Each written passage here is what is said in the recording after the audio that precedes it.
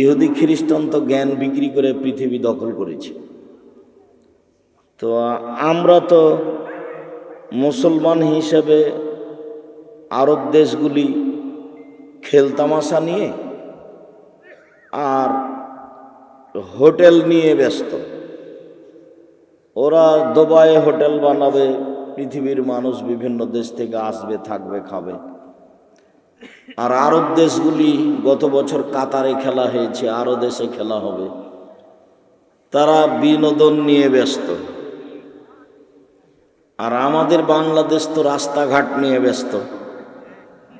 তো তাহলে আর আমাদের বাংলাদেশের যারা ছেলে মেয়ে, তারা ওদের হলো বিনোদন দেখা সদস্য। এরা তো আর পড়াশোনা জানে না, প্রায় মূর্খ মানুষ। পড়ার নাম দিয়ে যারা মাস্টার ডিগ্রি পাস করে লন্ডন আমেরিকা গেছে, এদেরকে টয়লেট সাফ করতে লাগিয়েছে।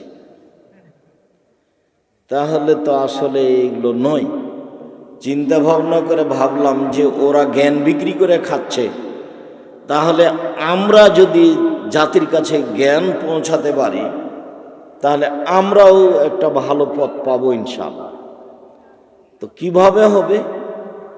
তো সূচনা দিয়ে শুরু করি। সেটাই হলো মক্তব। সারা দেশ জুড়ে মক্তব চালু করবো ইনশাআল্লাহ। যেই মক্তবে নিজস্ব সিলেবাসে ছেলে মেয়ে পড়বে ইনশাআল্লাহ। বই পুস্তক আমাদের, সিলেবাস আমাদের, প্রশিক্ষণ আমাদের, পরিকল্পনা আমাদের, মানুষের দরজায় দরজায় যাওয়া জিম্মেদারি আমাদের। সেই জিম্মেদারি নিয়ে আবদুল্লাহ মাঠে নেমেছে। তাই আপনাদের সামনে কিছু কথা বলল। ইতিমধ্যে তারা 300-রও বেশি মক্তব চালু করেছে। অচিরেই তারা সারা দেশ জুড়ে মক্তব চালু করবে ইনশাআল্লাহ। সিলেবাস রেডি করেছে, বই পুস্তক রেডি করেছে। তারা বই পুস্তক ফ্রি দিবে ইনশাআল্লাহ। সারা দেশে মক্তব ভিত্তিক কার্যক্রম, শিক্ষা কার্যক্রম, পরিকল্পনা জামিয়া সালাফের একটা বড় শাখা। জামিয়া সালাফিয়াই নিয়ে আমরা পরিকল্পনা করি। এই যে আমার মনে বড় স্বাদ, আমি এই দেশের মাটিতে উন্নত মানের প্রতিষ্ঠান গড়ব ইনশাআল্লাহ, যেখানে ছেলে মেয়ে বাংলা, ইংরেজি, আরবি উন্নত মানের শিক্ষা অর্জন করে জাতির অন্যায়ের বিরুদ্ধে লড়বে, মুখে কলমে মিডিয়ায় লড়বে ইনশাআল্লাহ। সেটাই জামিয়া সালাফিয়া।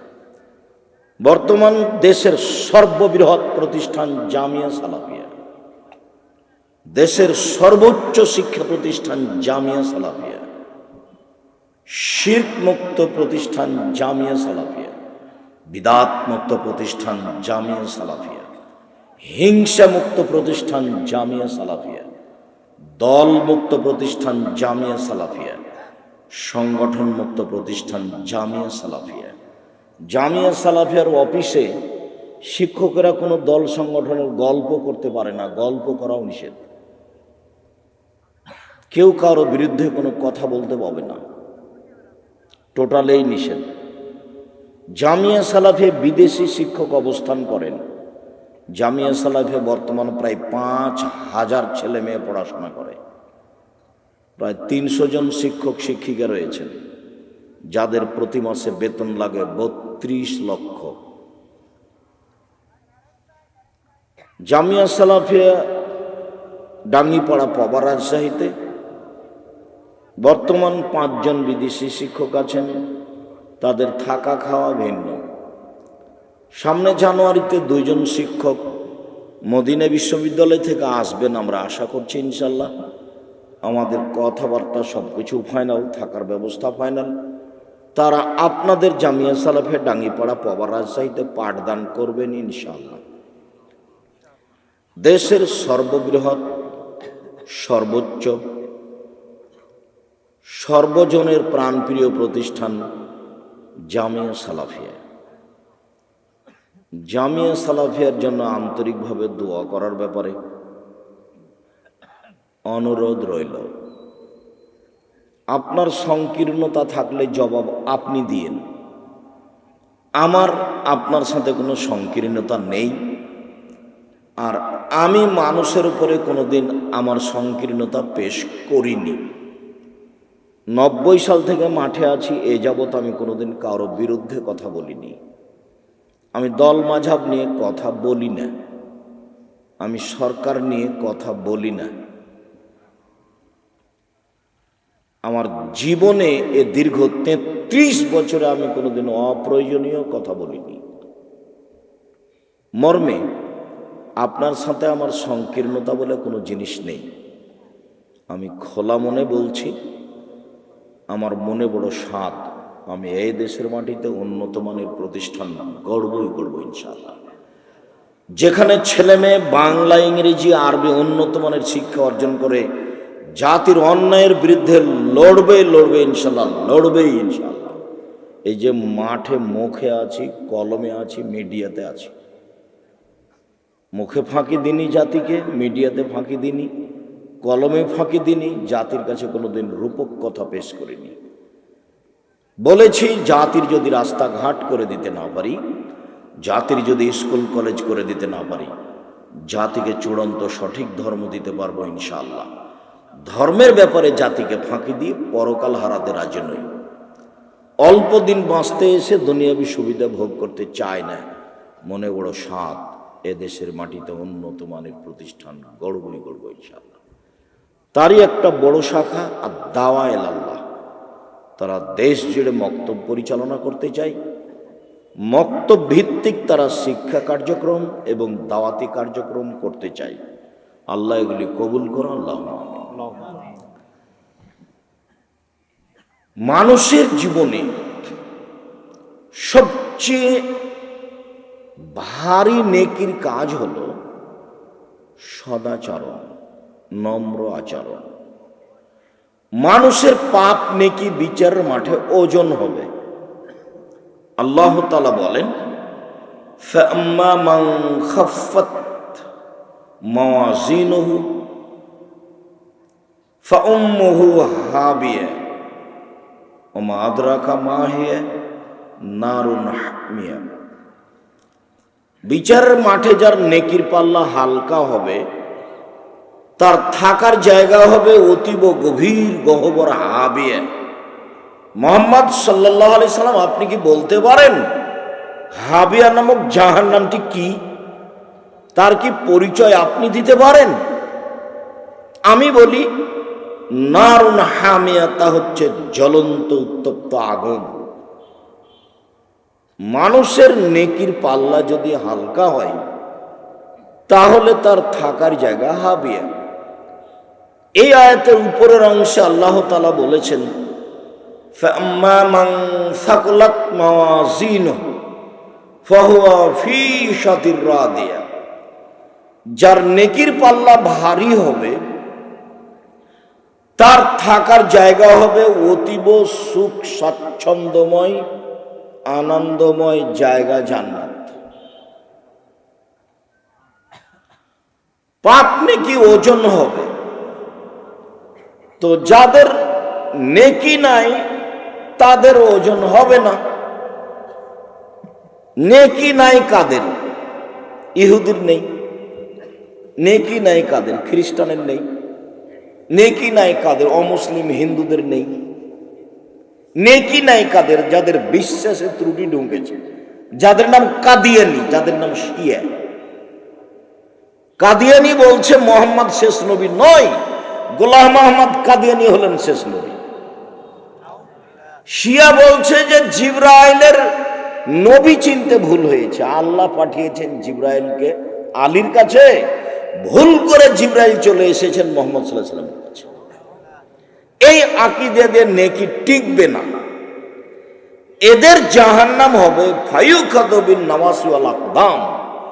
এদের মাথার সম্মুখভাগ এবং পা ধরে জাহান্নামে নিক্ষেপ করা হবে।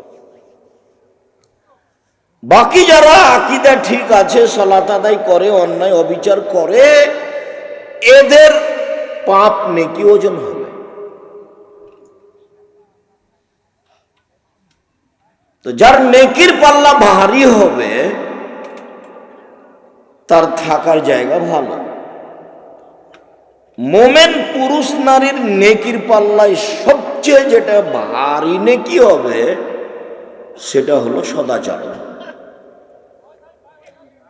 একটু বলি, আবু দারদা রাদিয়াল্লাহু তাআলা আনহু বলেন, রাসূল সাল্লাল্লাহু আলাইহি ওয়াসাল্লাম বলেছেন, ইন্না আসকালা শাইইন ইদাউ ফি মিজানিল মুমিনি ইয়াওমাল কিয়ামা খুলুকুন হাসান। বিচারের মাঠে মোমেন পুরুষ নারীর নেকির পাল্লায় সবচেয়ে যেটা ভারী নেকি রাখা হবে সেইটা সদাচার। হ্যাঁ, এ কথাই ঠিক যে ইবাদতের জগতে সবচেয়ে দামি ইবাদত সিয়াম, রোজা। ইবাদতের জগতে এত দামি কোনো ইবাদত নেই যার বিনিময় আল্লাহ নিজ হাতে দিবেন। ওর নাম সিয়াম, রোজা। আর আল্লাহর নবী নিজে বৃহস্পতিবার সোমবার সিয়াম থাকতেন এই জন্য যে তার একটা মনের জোরালো দাবি চাহিদা ছিল যে সাপ্তাহিক পাপ নেকি পেশ করা হয় বৃহস্পতিবার সোমবার। রিপোর্ট, আমার রিপোর্টের সময় আল্লাহ দেখুক যে আমি সিয়াম আছি। দেখো দেখো তো আমার রিপোর্টটা দেখো, আমি সিয়াম আছি। এই কারণে তিনি কোন কোন দিন সিয়াম থাকতেন? বৃহস্পতিবার সোমবার। আর বাৎসরিক রিপোর্ট পেশ করা হয় শাবান মাসে। আল্লাহর নবীর জানা ছিল না সেই দিন কোন দিন, যার কারণে শাবান মাসে 1 থেকে 15, 20, 25 শাবানরা মাসে বেশি বেশি সিয়াম থাকতেন, খালি বাৎসরিক রিপোর্ট ধরার জন্য। আজ মনে হয় রিপোর্ট, কাল মনে হয় রিপোর্ট, আজ মনে হয় রিপোর্ট, কাল মনে হয় রিপোর্ট। এই ছেলে, ওরা থেমে যাবে, তুমি বিরক্ত হয় না। আমি বক্তব্য দিব আর কেউ দাঁড়িয়ে থাকবে, এইটা তুমি কিভাবে মনে করলে? একটু পরেও বসে যাবে। ওরা ওদের কাজ নিয়ে ব্যস্ত, একটু ধৈর্য ধারণ করো। ধৈর্যকে ঘোড়ার ডিম মনে করিও না। তোমরা তোমাদের প্রয়োজন শেষ হলে বসে যাও, মানুষের অসুবিধা করো না। রাসূল সাল্লাল্লাহু আলাইহি ওয়াসাল্লাম বললেন, সবচেয়ে ভারী নেকি হলো সদাচার। ইবাদতের জগতে সবচেয়ে দামি ইবাদত সিয়াম, রোজা। বৃহস্পতিবার সোমবার সিয়াম থাকতেন রিপোর্ট ধরার জন্য। বাৎসরিক রিপোর্ট ধরার জন্য সিয়াম থাকতেন শাবান মাসে বেশি বেশি। তার জানা ছিল না সেদিন কোন দিন। কিভাবে কিভাবে ভারত, বাংলাদেশ, পাকিস্তানের মাওলানা ভাইরা ইনারা জেনে নিলেন সেদিন 15 শাবান। তাই তারা কলকারখানা, অফিস আদালত, কোর্ট কাচারি, শিক্ষা প্রতিষ্ঠান সবকিছু বন্ধ করে রাতে গোসল করে আতর গোলাপ মেঘে দিনে সিয়াম থাকেন। আল্লাহ তুমি মাফ করো। আমাদের নবীর জানা ছিল না সেই দিন কোন দিন, যার কারণে তিনি 15, 20, 25, 26, 27 পর্যন্ত সিয়াম চালিয়ে একটানা রিপোর্ট ধরার জন্য। হ্যাঁ, সবচেয়ে দামি এবাদতের জগতে সিয়াম, কিন্তু ভালো আচরণের নেকি যত ভারী, সিয়ামের নেকি তত ভারী নয়। পৃথিবীতে ব্যতিক্রম এবাদত সলাত। অবাক সলাত এক অবাক ইবাদত, যা মানুষের কোনো সমস্যা বোঝে না। অজু করে সলাত আদায় করতে হয়, পানি নেই বলে তায়াম্মুম করে করো, মাটি নেই এমনিতেই করো। কেবলা দিকে মুখ করে সলাত আদায় করতে হয়, তা কেবলা বোঝা যায় না, কেবলা ছাড়াই পড়ো। দাঁড়িয়ে সলাত আদায় করতে হয়, দাঁড়িয়ে থাকা যায় না, বসে থেকে করো। বসে থাকা যায় না তো শুয়ে থেকে করো। পরিষ্কার কাপড় পরে সলাত আদায় করতে হলো, পরিষ্কার নেই তো যাতে পেশাব পায়খানা লেগেছে সেটা পরেই পড়ো। কিছুই নাই, উলঙ্গ আছে মানে এভাবে পড়ো। এরকম ইবাদত দুনিয়াতে নেই। সিয়াম খুব দামি ইবাদত, এই কথাই ঠিক, কিন্তু আমি অসুস্থ, আমাকে এখন করা লাগবে না, পরে করব। কথা বুঝতে পারলেন না মনে হয়?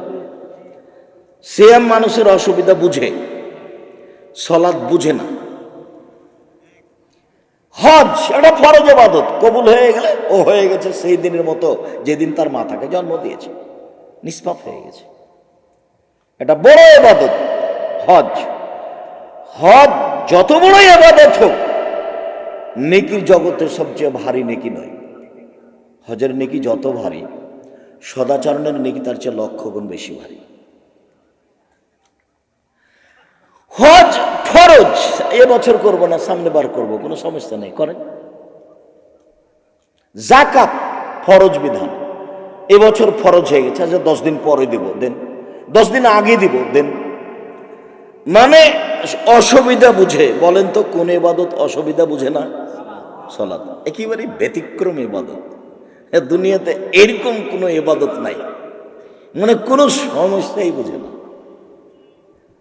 মানুষের ভালো মন্দ, আকাশ জমিন, পানি, ঘাট, পেশাব, পায়খানা, কাপড় চোপড় কিচ্ছু মানে না, সালাত আদায় করতে। এই সালাতের নেকি যত নেক ভারী, সদাচরণের নেকি তার চেয়ে হাজারো গুণ বেশি ভারী। সদাচরণ কি জিনিস? খুব কঠিন। সদাচরণ খুব কঠিন। সদাচরণ টিকবে না নির্বাচন করলে, সদাচরণ টিকবে না দল সংগঠন করলে, সদাচরণ টিকা কঠিন পাশাপাশি দোকান থাকলে। সবাই আসে খালি তার দোকানে জিনিস নাই, সবাই আসে খালি তার দোকানে জিনিস নাই। তো কিছুক্ষণ পরে আমার কাছে এসেছে, তা আমি বলছি ওখানে জানো না, ওখানে জানো না, জানেন না যে 20 টাকার জিনিস 40 টাকা ধরে? এখন কি সদাচরণ আছে? সদাচরণ কি জিনিস? অবাক ইবাদত পৃথিবীতে সদাচরণ। নেকির জগতে সবচেয়ে ভারী নেকি, পৃথিবীতে এমন কোনো নেকি নেই যেটা সদাচরণের চেয়ে ভারী হতে পারে।